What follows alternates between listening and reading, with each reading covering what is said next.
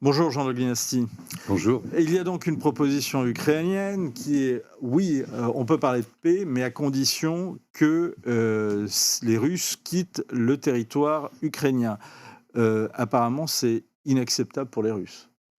Alors, ce qu'a dit Zelensky n'est que la répétition du plan de paix ukrainien en 10 points qui comportait comme point essentiel le retrait intégral des Russes de tous les territoires occupés depuis la Première Guerre, depuis 2014. Donc, il n'y a rien de vraiment nouveau.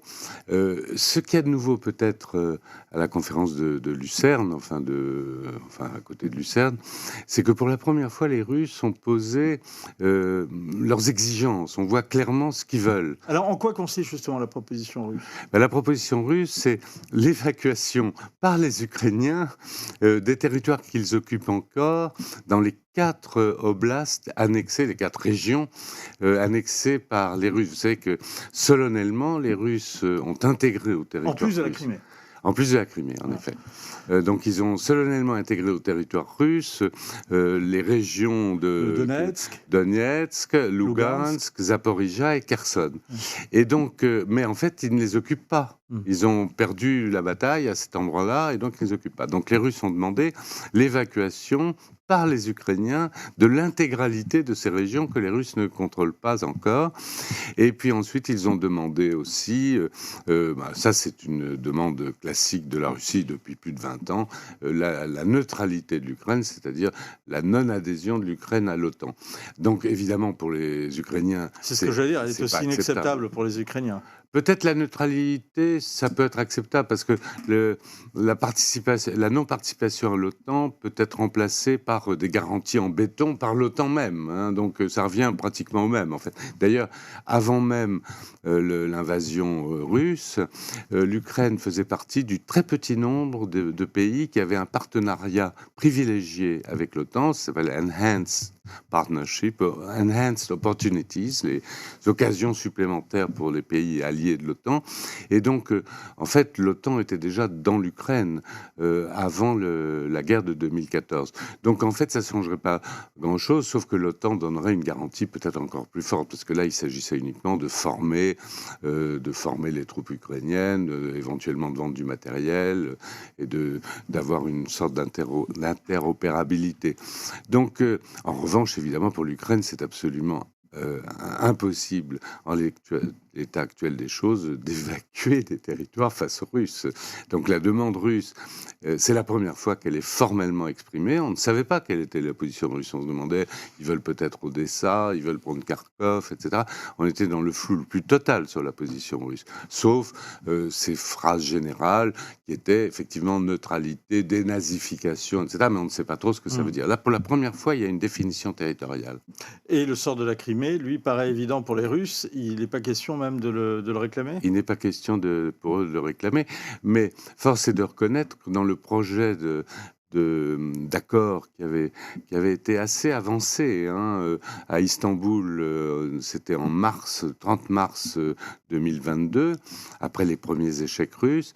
À l'époque, les Ukrainiens avaient accepté de remettre à 15 ans le sort de la Crimée, ce qui voulait dire, en fait, ils avaient accepté le départ de la Crimée. Les Russes, vous dites, n'occupent pas en tous les cas, tous les oblasts qu'ils réclament. En revanche, ils continuent de gagner du terrain. Oui, ils grignotent, mais ce grignotage n'est pas le signe d'un succès. Plus le temps passe, plus la position russe va devenir difficile, puisque les armements occidentaux promis, les 60 milliards américains, la partie des 50 milliards européens, tout ça, ça va commencer à arriver. Il va y avoir plus de missiles, plus de défense antiaérienne, plus d'obus. Et donc, en fait, les succès, s'il y avait eu une grande percée, elle aurait eu lieu maintenant, elle n'a pas eu lieu. Donc le fait que les Russes grignotent, parce qu'ils sont effectivement en position de force, ne signifie pas une défaite ukrainienne. En revanche, est-ce que le fait qu'il n'y ait pas de percée russe et finalement il n'y en aurait pas, étant donné le matériel qui va arriver, pourrait laisser espérer aux Ukrainiens une contre-offensive qui rencontre plus de succès que celle qui a été lancée l'an dernier? À vrai dire, je ne suis pas spécialiste de la chose, mais je ne crois pas. Il y a beaucoup d'experts qui pensent que l'Ukraine ne pourra pas reconquérir la Crimée et reconquérir, par exemple, Lugansk et Donetsk, où les Russes sont fortifiés depuis déjà presque 10 ans maintenant. Donc, je pense que non.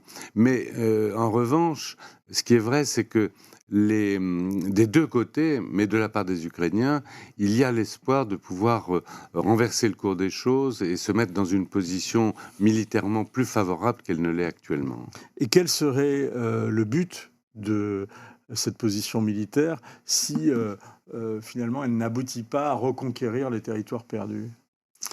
Ça va être un moment très difficile pour l'Ukraine parce que moi je considère que ce conflit se terminera nécessairement par une sorte de compromis et le plus tôt sera le mieux parce que si dans 10 ans l'Europe continue à être divisée de cette façon-là, c'est pas bon pour l'Europe et pour les pays européens, ni pour l'économie, ni pour la sécurité. Donc ça, espérons, ça se terminera par un compromis. Alors l'Ukraine veut avoir le maximum d'atouts, la Russie veut avoir le maximum d'atouts. Mais ce qui est sûr, c'est qu'actuellement, on en est au point où chacun essaye justement de les acquérir, ces atouts. Donc le temps de la paix n'est pas venu, c'est clair. Le temps de la négociation n'est pas venu. On a noté l'absence de la Chine lors de ce sommet. Pour qu'il y ait un sommet qui aboutisse, qui avance sur les questions de paix, la présence de la Chine vous paraît-elle indispensable? Je crois que oui, maintenant. Je crois que oui. D'ailleurs, il y a une très bonne analyse dans un journal suisse qui explique que finalement, si la Chine n'est pas venue, c'est pas nécessairement parce qu'ils veulent soutenir les Russes, mais c'est parce qu'ils considèrent que ça doit avoir lieu chez eux et qu'ils ont leur mot à dire et que dans cette conférence de Lucerne, ils n'avaient pas leur mot à dire suffisamment. Donc les Chinois sont nécessairement partie prenante dans le système mondial dans les années qui viennent. En revanche, un communiqué donc, a été publié à l'issue du sommet. Est-ce qu'on a une idée de sa teneur, des conditions qu'il pose? Alors moi, j'ai pas lu intégralement le communiqué, mais je sais ce qu'il y a dedans. C'est le communiqué C'est minimum. l'essentiel. Voilà. C'est le communiqué minimum. C'est-à-dire que non, d'abord, il faut dire que pour l'Ukraine, le fait d'avoir comment dire, réussi à coaliser, enfin à amener à Lucerne 90 États, c'est un succès diplomatique en soi, sans la Russie. Donc ça, c'est un point positif pour l'Ukraine. Ensuite, le communiqué lui-même, compte tenu des ambitions extrêmement faibles que l'Ukraine avait manifestées pour cette conférence, après avoir fait un petit tour de piste et compris qu'elle n'irait pas très très loin, en fait, elle a obtenu satisfaction sur les 3 points il lui importait, c'est-à-dire le communiqué comporte une formule sur la sécurité nucléaire, la centrale de Zaporizhzhia. Donc, ça veut dire en fait aux Russes, les pattes, faire attention. Ensuite, sur la sécurité de l'exportation de céréales, c'est important pour l'Ukraine. Et puis aussi les échanges de prisonniers et les enfants. Et si on ajoute à cela le fait qu'il y avait un risque très sérieux pour l'Ukraine, que le rappel de la nécessité du respect intégral de la souveraineté et l'intégrité territoriale d'un État a été obtenu, ce qui n'était pas joué. On risquait d'avoir des formules un peu, comment dirais-je, un peu plus faibles. Et donc finalement, c'est le service minimum. Et l'Ukraine ne peut pas considérer cette conférence comme un échec, même si une dizaine d'États n'ont pas signé le communiqué. Simplement... Pourquoi une dizaine d'États n'ont pas signé ce communiqué ? Alors là, je crois que ce sont les BRICS qui n'ont pas signé le communiqué. Alors, il y a différents... Donc ça, c'est des soutiens de facto de la Russie. Voilà, c'est en tout cas ceux qui n'appliquent pas les sanctions. Voilà. Donc, c'est pour ça. Donc, il y a cet élément-là. Et il y a aussi l'élément politique, c'est que Chine, Brésil, il y a eu une rencontre entre Lula et Xi Jinping il y a 15 jours. Et il y avait une sorte de plan de paix commun qui marque la nécessité d'un cessez-le-feu. Et la notion d'un cessez-le-feu est une notion nécessairement favorable aux Russes, puisque c'est un cessez-le-feu, c'est-à-dire en enregistrant en quelque sorte les gains territoriaux opérés par les Russes. Donc ceux-là, ils ont un accord de paix sur la table, enfin une formule de paix. L'Afrique du Sud a une formule de paix. L'Arabie Saoudite, qui n'a pas signé le communiqué, elle envisage de convoquer à Riyad ou à Jeddah, je me souviens plus, une conférence aussi avec les Russes cette fois-ci. Donc ils sont partie prenante et ils ne veulent pas se commettre en quelque sorte avec une conférence qui n'est que la conférence d'une partie au conflit. Si on décrypte d'ailleurs, est-ce que les pays qui soutiennent les deux acteurs qui s'affrontent poussent pour trouver une solution pour continuer les combats ? Un des éléments qui apparaît dans cette conférence, et c'est la raison principale pour laquelle des pays a priori plus proches de la Russie sont venus à la conférence, c'est qu'il y a en effet une sorte de lassitude des pays du Sud face à cette guerre de blancs qui gêne le commerce mondial, qui crée des obstacles à leur propre développement, ce qui n'est pas toujours le cas d'ailleurs, et donc, en fait, cette guerre, ils n'en veulent pas. Ils voudraient la régler. C'est apparu au moment du G20 en Indonésie. C'est apparu dans des tas d'organisations régionales, dans le Golfe aussi, l'organisation de la coopération de Shanghai. À chaque fois, on dit aux Russes, écoutez, il faut terminer cette affaire. Donc le Sud global, entre guillemets, c'est un peu un mot valise, mais le Sud global n'aime pas cette guerre. Alors, on a parlé tout à l'heure de l'arrivée du matériel de renfort pour l'Ukraine. Certains notent une remontée en puissance de la Russie. Est-ce votre cas ? Je crois que la Russie, comme on dit vulgairement, on a plus sous le pied que l'Ukraine, à la fois sur le plan démographique, à la fois sur le plan de la mobilisation de ses usines d'armement, son économie de guerre. C'est pas vraiment une économie de guerre totale, une économie où 7% du PIB est consacré à la guerre, c'est pas une économie de guerre, mais simplement ils ont mobilisé très fortement toutes leurs usines d'armement, ils ont gardé leur stock de l'Union soviétique, donc ils produisent de l'ordre de 120 blindés, dont beaucoup de chars lourds chaque mois. Donc chaque mois, ces nouvelles forces arrivent. Donc la Russie a encore des capacités très fortes. Pour l'Ukraine dépend vraiment de l'extérieur. Le temps pour leurs usines de monter en puissance, les projets de coopération avec des firmes françaises et allemandes, les constructions d'obus, tout ça, ça va mettre du temps. Donc l'Ukraine a quand même un temps de retard. Et puis n'oublions pas que s'il y a des aléas politiques aux États-Unis, si Trump est élu, ou en Europe, si par hasard ceux qui ne veulent pas aller jusque-là dans la défense de l'Ukraine prennent le dessus, là, sans l'aide internationale, l'Ukraine ne peut pas se défendre. Je reviens justement à cette configuration qu'on a vue lors de ce sommet donc à Lucerne, donc avec une écrasante majorité de pays qui ont signé le communiqué final et qui soutenaient l'Ukraine, et puis cette minorité de pays qui n'ont pas signé le communiqué final et qui ont tendance plutôt à soutenir la Russie.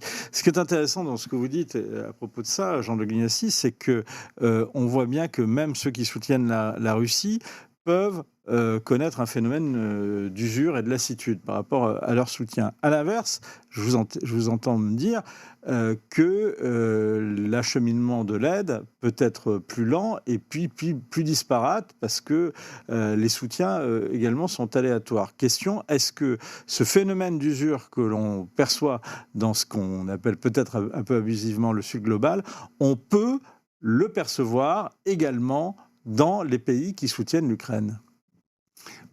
Je crois que le danger, il est immédiat en ce qui concerne les États-Unis, parce que quand Trump dit moi c'est un conflit que je règle en 3 jours, ça veut dire quoi, régler en 3 jours? Ça veut dire mettre une pression maximum sur l'Ukraine et obliger l'Ukraine à céder à certaines conditions face à la Russie. Concrètement, ça veut dire ça.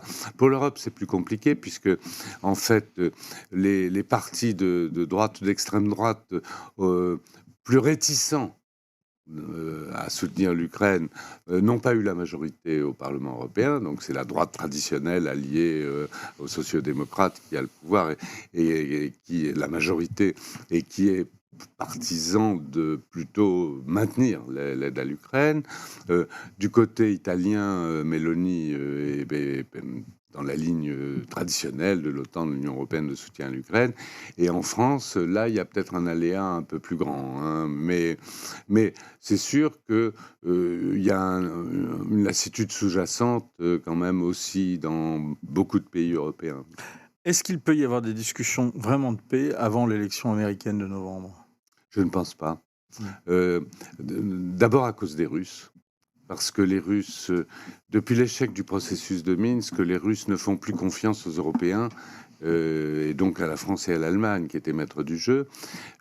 Là aussi, l'Europe, c'était la France et l'Allemagne qui menaient le jeu de la négociation et qui maintenant sont dans une espèce de concurrence un peu bizarre pour savoir qui aide le plus l'Ukraine.